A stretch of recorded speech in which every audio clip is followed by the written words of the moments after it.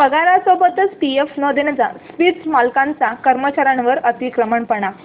अंधेरीमधील speeds zone येथील lily jewellery, really jewellery आणि यश jewellery या दुकानातील कर्मचाऱ्यांचा चालू असलेला लढा आता वेगळ्याच वळणावर नेऊन ठेपला आहे। वेतन तर नाहीच, पण आता पीएफ सुद्धा देण्यास मालकांनी नकार दिला आहे, अशी माहिती या कर्मचाऱ्यांनी दिली। माझं नाव दर्शन सुर्वे। आज 1.5 वर्ष झाला आम्हाला विदाऊट नोटीस कंपनीतून बाहेर काढण्यात आलेलं आहे। लिली, रॉली, यश ह्या 3 कंपन्याचे जे वर्कर आहेत आज ते आम्ही रीतसर सर्व कारवाई केलेली आहे। मुख्यमंत्री ते पंतप्रधान नरेंद्र मोदींपर्यंत आम्ही सर्व लेटर दिलेले आहेत, तरी आमच्या मागणी आमचे काहीच तिथून रिप्लाय आलेला नाही आहे। त्यासाठी आम्ही इथून 6 गेट ते अंधेरीपर्यंत रॅलीसुद्धा काढली होती। त्यानंतर दिंडोशीपासून ते प्रमोद गोयंटांच्या ऑफिसपर्यंत, डीपी हाउसपर्यंत सुद्धा रैली काढली होती। और हमारा जो अध्यक्ष है प्रकाश माडिक, हम दोनों कल गए थे कंपनी में। यहाँ से बाकायदा हमारा गेट पास भी बना के हम लोग गए थे। बाद में हम लोग जब से कंपनी के अंदर गए तो उन्होंने हमको पहले बिठाया, बोले 5 मिनट में आ रहे साहब, 10 मिनट में आ रहे, ऐसे करके आधा घंटा 1 घंटा निकाला। आधे 1 घंटे के बाद उन्होंने पूरा सब लॉक कर दिया, सब जगह से चारों बाजू से लॉक कर दिया। हम लोग को अंदर बिठाया और हम लोग से बाद में ज़बरदस्ती मोबाइल की छीन के लिए, हमारा जो गेट पास वो छीन के लिए, हमारे हाथ में जो कम से कम 150-200 पीएफ के फॉर्म थे वो दोनों बैग्स हमसे छीन के लिए, वो इतना ज़बरदस्ती कर रहे थे, मारामारी के हिसाब से आ गए वो लोग। तो फिर हम लोग ने भी ज़्यादा ये नहीं किया कि हम लोग 2 जन अंदर थे और हम लोग को थोड़ा सा अलग ही ये कर रहा था कि ये लोग कुछ भी माहौल क्रिएट कर सकते, वो हिसाब से हम लोग ने ज़्यादा ये नहीं किया। फिर हम लोग को 2-3 घंटा हम लोग को उधर बिठा दिया।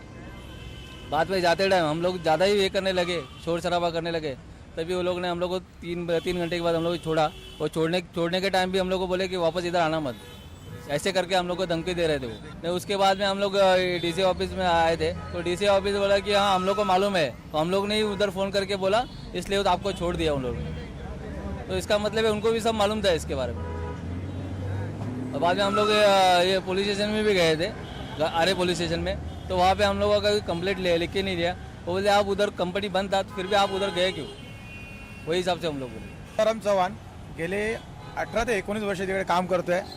आमच्या 5 कंपन्या झाल्या, 5 कंपन्याच्या ग्रुपमध्ये आम्ही अजूनपर्यंत एकही आहे, कुठली युनियन आणलेली नाही, काही नाही। आम्ही एकाग्रतेने आम्ही काम केलं साहेबाकडे, पण अजूनही आम्हाला काही हिशोब दिला नाही। आज जवळजवळ 1.5 वर्ष पूर्ण होत आहे। त्या 1.5 वर्षामध्ये त्यांनी अशी अवस्था आमची केली, सगळ्यांनी आतापर्यंत स्वतःचे घर विकायला लागलेत, प्रत्येक मुलाचे फी बॅलन्स ठेवायला लागले। आणि हा माणसांनी आतापर्यंत ज्या रिझाईन फक्त घेतलेत आणि ते रिझाईनवर फक्त एकच मुद्दा घेतलाय, तुम्ही रिझाईन द्या आणि पीएफ घ्या। म्हणजे आम्ही 19 वर्ष केलेल्या कामाचा मोबदला नाही आम्हाला का? ही कंपनी आम्ही लेबर कोर्टासारखी चालवत नाही आहे, ही परमनंट कंपनी होती, जे सगळ्या फॅसिलिटी ज्या गव्हर्नमेंटच्या। आज मला एवढंच मेसेज द्यायचा आहे की मुख्यमंत्री आणि पंतप्रधान हे जे आहेत हे फक्त तमाशा बघतात, फक्त आम्हा लोकांना काही बघत नाही।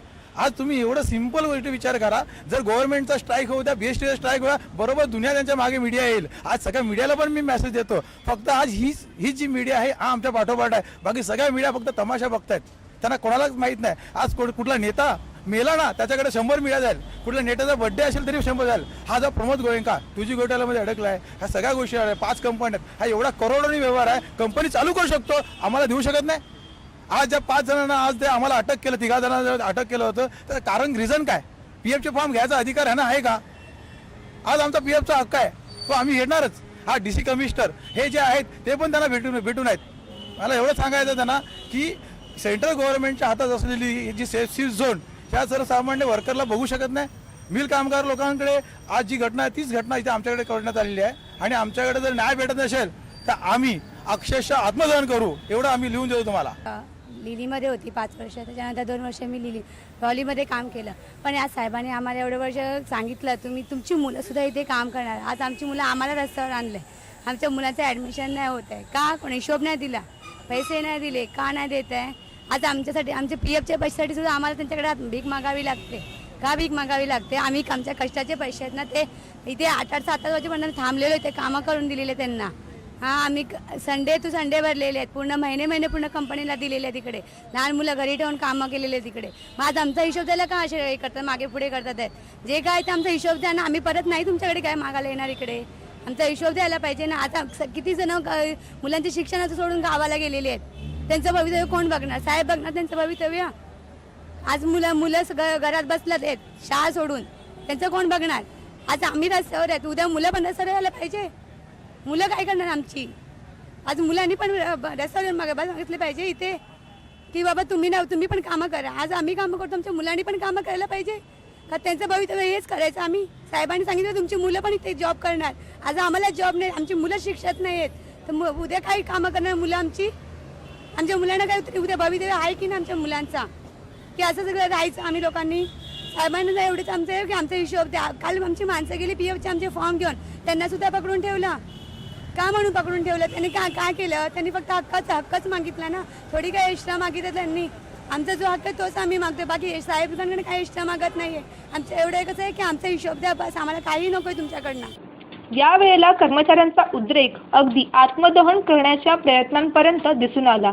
याबद्दलची संपूर्ण माहिती मिळवण्यासाठी आमच्या प्रतिनिधी पूजा गुप्ता यांनी स्पिस कंपनीचे जॉईंट डेव्हलपमेंट कमिशनर PS समंत आणि कमिशनर लेबरर व सल्लागार AD पाटील यांच्याशी बातचीत केली. हमारे इसके बारे में जानकारी हमको इनके एप्लीकेशन के थ्रू मिला है 10 नवंबर 2014 को 374 वर्कर्स के बारे में, और उसके बाद हम लोगों ने जॉइंट मीटिंग लिया है मैनेजमेंट रिप्रेजेंटेटिव और ये जो यूनियन और उनकी रिप्रेजेंटेटिव के साथ 6 फरवरी को, 19 फरवरी, 5 मार्च और 17 मार्च, ये 4 मीटिंग किया है. ये मीटिंग के हिसाब से ये एडवाइस किया था यूनियन को, हर एम्प्लॉय को आप ये बताइए उनकी जो भी क्लेम्स हैं, बोनस, ग्रेट्युटी या सैलरी का जो भी अरियर्स, सब उनके क्लेम हम लोगों को रूल के हिसाब से जमा करें. अगर उनको कुछ एडवाइस चाहिए, उसके लिए मदद चाहिए, तो डॉक्टर पाटिल हैं जो रिटायर्ड डिप्टी लेबर कमिश्नर हैं, जो हमारे कंसल्टेंट अभी हैं, वो मदद करेंगे. ये एडवाइस किया था. 3 दिन डेट भी दिया था, ये 3 दिन में आप लोग कभी भी आइए, लेकिन एक ही एप्लीकेशन मिला था. उसके बाद 17 अप्रैल को यूनियन का कोई आया था, पाटिल साहब को मिलकर बोला था और आप एक्सटेंड कर दीजिए, हम लोग एप्लीकेशन करने वाला है. तो कभी भी एप्लीकेशन रिसीव करने के लिए हम लोग तैयार है. और PF का कोई फॉर्म वगैरह भरने के लिए मैनेजमेंट से कोई डिफ़िकल्टी उनको है, तो हमने ये भी कल बताया कि आप यहाँ पर आइए, मैनेजमेंट के आदमी को यहाँ बुलाएंगे और जो भी एप्लीकेशन फिलअप करना है वो करवा के देंगे. तो यहाँ से कोई एम्प्लॉयज़ का फैसिलिटेशन में कोई कमी नहीं है. हमें मालूम है एम्प्लॉयज़ आर इन डिफ़िकल्टी, उनको तकलीफ है, उनको पगार नहीं मिल रहा है. सो जो भी सुविधा गवर्नमेंट के रूल के हिसाब से उनको मिलना है वो उनको देना, और उसके लिए जो भी रूल के हिसाब से एक्शन लेना हमारा कर्तव्य है, कर रहे हैं. PF की अथॉरिटी तो डेवलपमेंट कमीशन नहीं है, ये प्रोविडेंट कमीशन है. हम लोग उनको एप्लीकेशन मैनेजमेंट का सिग्नेचर लेने के लिए जो भी मदद चाहिए वो करके देंगे. फिर उनको PF ऑफिस में जमा करना पड़ेगा. फिर जो भी PF के समय लगेगा उनके कानून के हिसाब से वो हम बोल नहीं सकते. JPTV news Mumbai.